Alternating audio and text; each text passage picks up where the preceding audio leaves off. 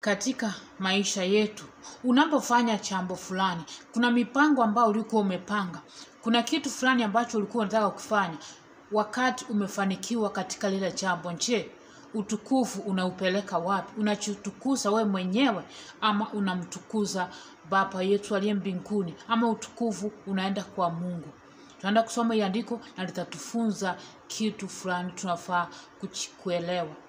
Karibu kwa channel yangu, wale ambao ni wageni, returning subscriber, returning viewers.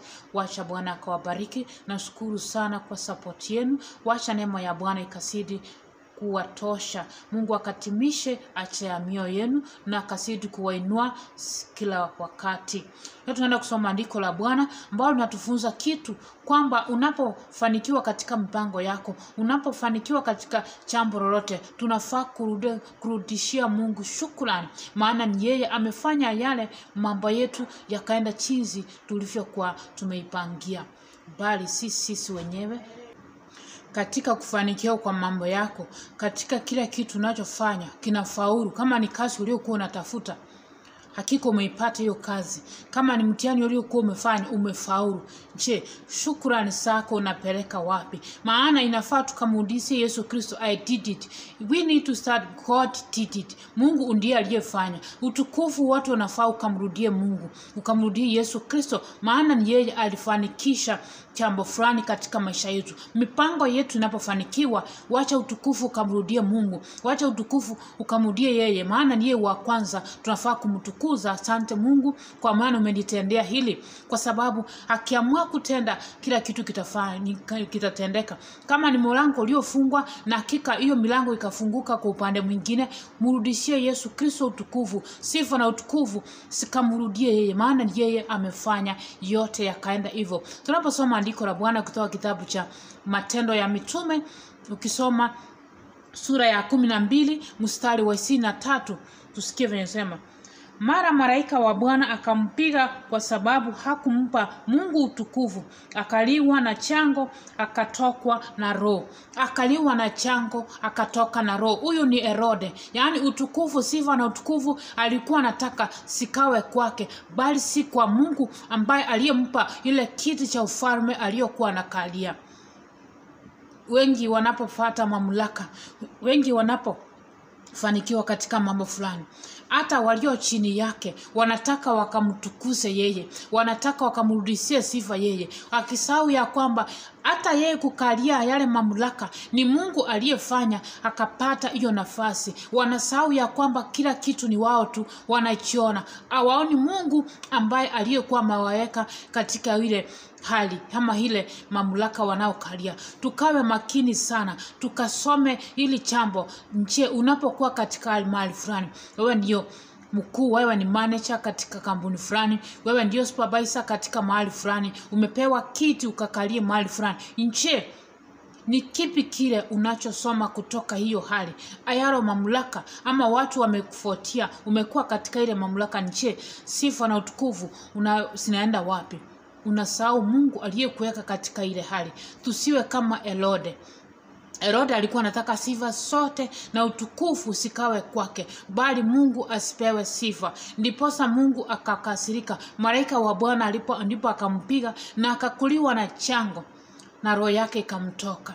Maana hasira ya Bwana iliwaka mahali pale. Hata sisi tusipokuwa makini, hasira ya Bwana itawaka juu ya maisha yetu, itawaka kwa yale mambo tunayoyatenda, kama tutamsahau Mungu. Kwa maana mahali tumefika ni Mungu, mahali chochote, mafanikio yetu ni Mungu, kila kitu tulicho nacho ni Mungu amewezesha tukaweze kuwa nacho. Tusikose kurudia Mungu sifa na utukufu, maana sinamfaa yeye. Unapoenda kazini, ukirudi ukiwa mzima, sifa na utukufu zikamrudie Mungu, kwa maana ni yeye amefanikisha hiyo siku, yeye amefanikisha kila chochote unachopata. Matokeo yote mazuri unayoyafurahia ni kwa sababu ya Mungu. Tusikose kumpa sifa na utukufu, tusikose kusema ni asante kwa yale Mungu anaendelea kututendea katika maisha yetu.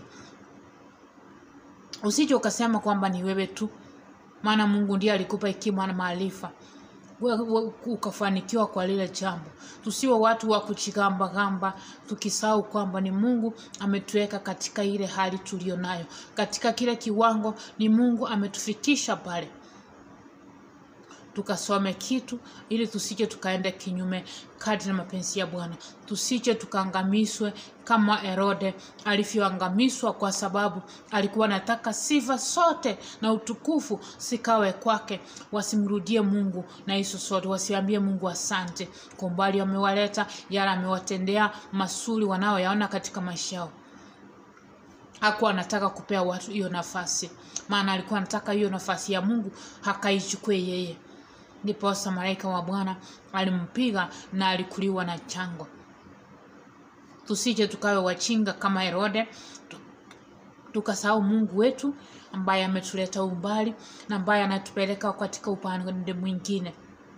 Sifa na utukufu kila wakati sikamrudie yeye. Sifa na utukufu sikarudie Mungu wetu. Tumwambie asante kwa kila jambo bila kuchoka. Kwa kila sekunde inafaa tukamrudishie sifa na utukufu. Umbali tumefika ni kwa ajili yake. Ni wengi wametamani kuwa hapa leo, lakini haikuwezekana. Wale tumefika hapa, sifa na utukufu zikamrudie Mungu wetu, maana ni yeye ametuwezesha. So tuko na kila jambo, tuko na kila sababu ya kumrudishia Mungu sifa na utukufu. Hakuna mtu atakayeweza sema kwamba amekosa jambo la kumshukuru Mungu. Hata katika ile magumu unayopitia, shukuru Mungu, maana yu upande wako, maana anajua ni sababu gani unapitia hayo. Akona mipango mema ambayo anakuandalia mbele. Usikose sababu ya kumwambia Mungu ni asante. Usije ukakose kitu ya kuambia Mungu, kwa sababu Mungu akona mambo mengi ametenda katika maisha yetu. Hata ukiandika kitabu utakosa kuandika. Ama tukimwambia Mungu ni asante, hatujui ni asante aina gani tunafaa kumwambia, maana yale ametenda katika maisha yetu. Kuna siri hata vita anapiga chini ya maji bila sisi kujua. Kuna yale mambo mengi ambayo Mungu anayasuilia yasitufikie bila sisi kujua. So hakuna mtu atakayeweza kusema ana sababu la kumshukuru Mungu. Wacha tumshukuru Mungu bila kuchoka. Wacha tumshukuru Mungu kila wakati, ili tusije tukapiwe na malaika wa Bwana tukaweza kukuliwa na chango vile Herode alivyofanywa, kwa sababu alikuwa anataka achukue yote yanayomfaa Mungu. Alikuwa anataka anyakue kitu ambacho si chake. Na malaika wa Bwana akaanguka pale akampiga. Tujiepushe sana, tukue makini, tukiadali sana, tusikuje kusahau kumrudia Mungu shukrani. Tumwambie asante kwa kila jambo, mahali tumefika na mahali tunaelekea, na yale yanaendelea kutendea katika maisha yako. Maisha yetu anafaa sifa na utukufu milele na milele. Na Mungu wa rehema akasidi kutubariki, akasidi kutuinua, na katupe roho ya kukumbuka kumshukuru kila wakati. Tusije tukawe na roho ya unafiki, kuchiona sisi wenyewe, tukamsahau Mungu aliye tufikisha mahali tuliko, na ambaye anaendelea kutupangia mambo mazuri katika maisha yetu. Hata ukipitia katika hali ngumu, mwambie Mungu ni asante. Hata ukiwa katika hali ngumu, usisahau kumshukuru Mungu kwa kila jambo, maana unapolia pale, Mungu wako katika upande mwingine kuweka vitu vikawe sawa katika maisha yako. Mungu hajakuacha hata katika hiyo hali. Mshukuru, unajua kwamba Mungu, ingawaje sielewi ni kipi kinachoendelea katika maisha yangu, ninakushukuru kwa kila jambo, na ninashua mipango yako katika maisha yangu iko salama, na sifa na utukufu sikakurudie milele. Tusikose kumwambia Mungu ni asante. Wacha Mungu akatutawale, Mungu akatuongoze, na maisha yetu yatasidi kuinuliwa milele na milele. Asanteni sana, neema ya Bwana ikawatosha.